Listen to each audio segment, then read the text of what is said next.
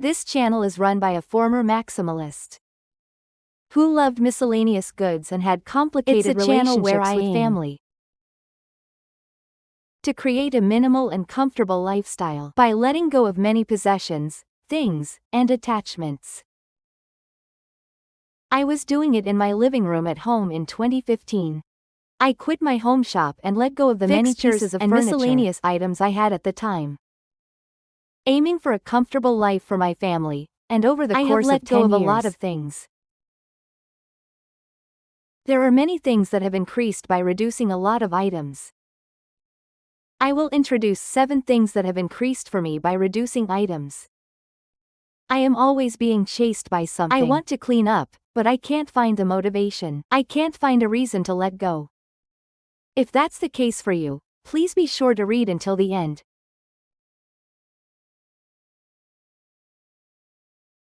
This is often said, but I think it's the biggest benefit of reducing things. Before I started reducing things, I always took a long time to prepare. It's a struggle just to prepare my belongings without being able to find what I need. On top of that, when I'm raising children, I have to prepare for them as well as myself.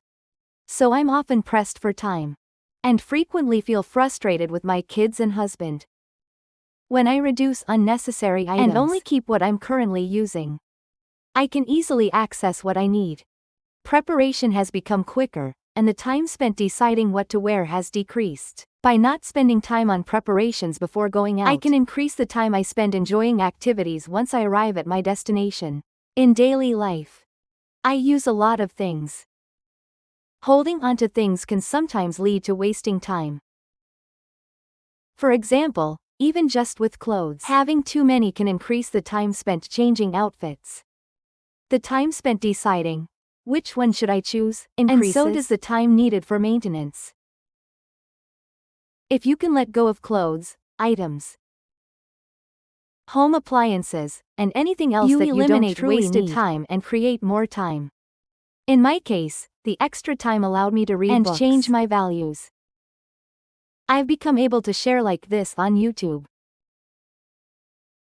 I believe that when you can spend time on what you love and what you want to do with the extra time, your happiness level increases.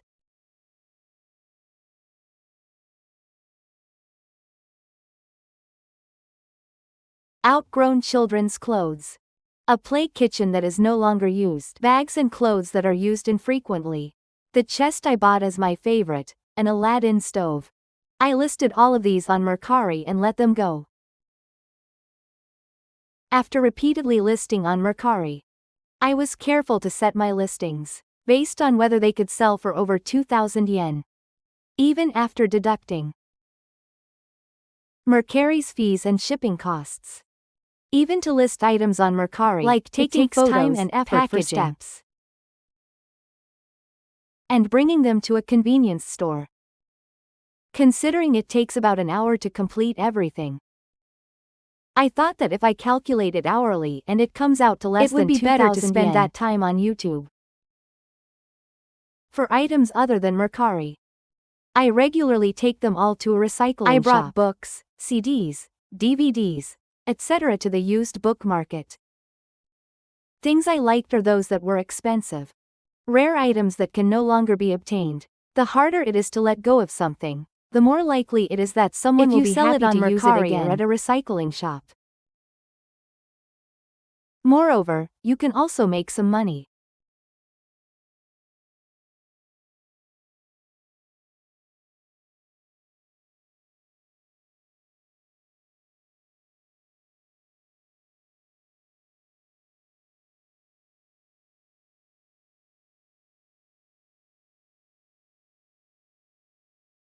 No matter how much I liked something, having a lot of it didn't necessarily lead to happiness.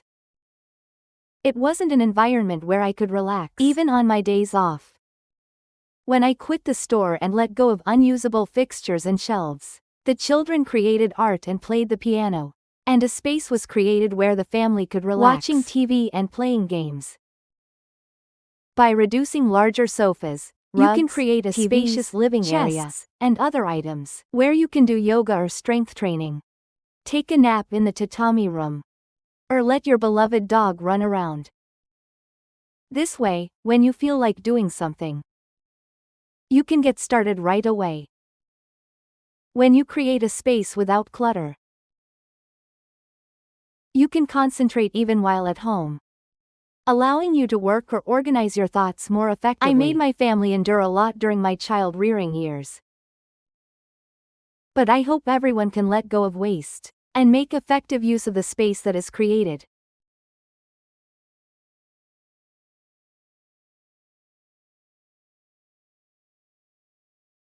Right now, there is no large furniture in my house. I didn't let go of things in order to gain peace of mind. But I often feel that reducing my possessions has resulted in disaster preparedness. I used to have a cupboard, but I let it go. The doors of the shelf were made of glass, and I had many dishes arranged on the shelves. If a big earthquake occurs, and the doors there is a possibility that the dishes inside could shift.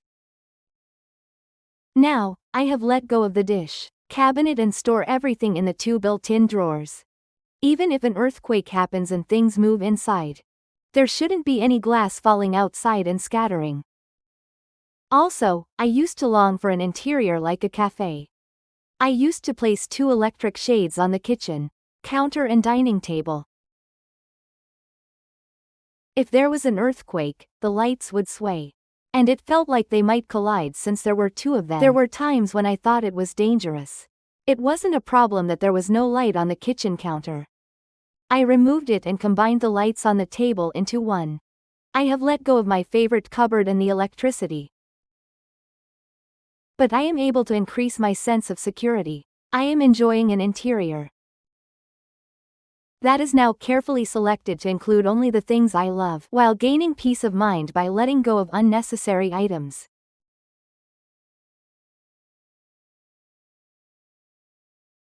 When there were many things, when I couldn't find something, and get frustrated with my family for not putting things away. There were times when I felt self-loathing towards myself for being like that. This applies to both things and matters. It's common to feel anxious about things we don't understand. By carefully selecting the items we use, we can eliminate the unknowns and create an environment that is easy for the whole family to use and return, which has allowed us to be more considerate towards each other. As the household items became easier for the family to use, the opportunities for them to help with increased, allowing us to do more ourselves. This has increased my own mental space, enabling me to focus on what I want to do now.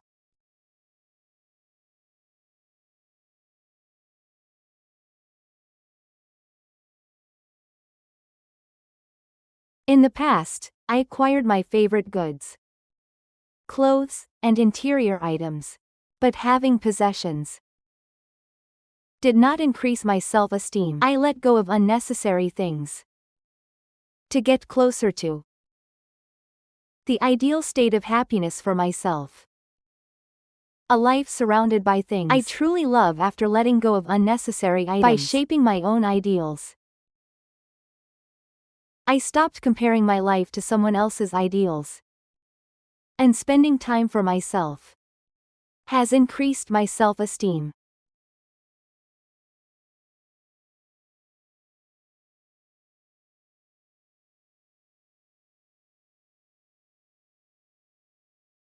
I mentioned that when letting go of things, I envision my ideal life.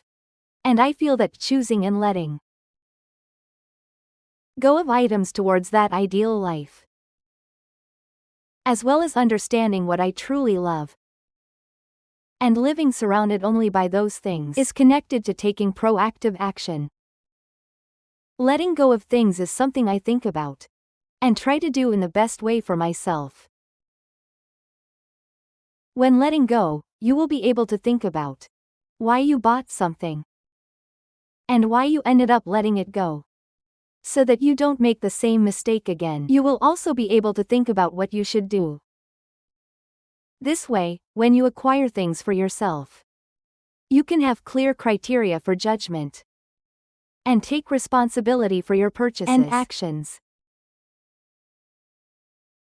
Once I became able to act proactively, I gradually started to make progress towards the things I truly want to do and achieve.